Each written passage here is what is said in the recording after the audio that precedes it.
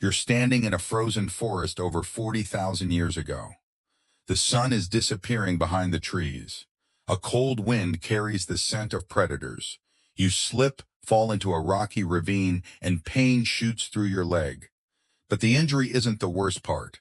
The worst part is that you're completely alone. You try to call for help. No one answers. Then, tears begin to fill your eyes. Today, we often think crying is a sign of weakness. But if your ancestors had believed that, you might never have existed. So why do humans cry?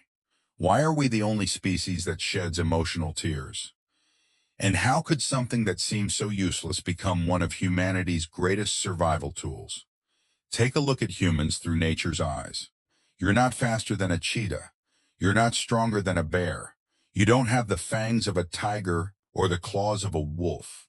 Your night vision is poor. Your sense of smell is mediocre. Your hearing can't detect danger nearly as well as many other animals. A human baby is almost completely helpless for years. Meanwhile, many animals can stand and walk just hours after birth. Even healthy adults are fragile. A minor injury, a serious illness, or simply becoming separated from the group could mean death. The Stone Age had no hospitals, no supermarkets, no electricity, no emergency services. By every biological measure, humans should have gone extinct. And yet, here we are. Predators didn't disappear. Nature didn't become kinder. So what changed? The first survival weapon was tears themselves. Not the tears that keep your eyes moist, emotional tears. When you cry, your body sends a powerful message. I need help.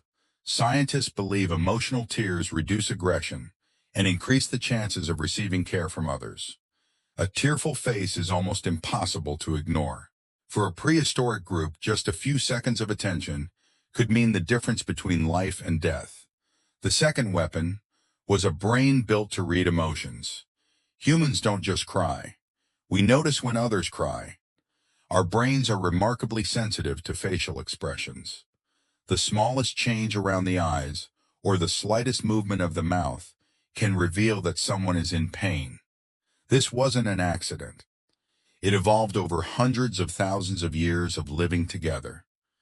Archaeological discoveries show that some prehistoric humans survived severe injuries and disabilities for many years. That would have been impossible without long-term care from their communities. But before you can help someone, you first have to recognize that they need help. Tears became one of the clearest signals of all. The third weapon was memory shaped by emotion. Crying isn't just a reaction. It's part of how the brain learns. Experiences tied to powerful emotions stay with us longer. If a child watched a family member disappear in a flood, that painful memory could make them more cautious near rivers for the rest of their life. If an entire tribe mourned the loss of one person, that story would be passed from one generation to the next. It wasn't just sadness. It was survival data. Emotion turned experience into memory, and memory became knowledge. The final and greatest survival weapon was each other. Humans didn't conquer the world because we were the strongest. We conquered it because we stayed together.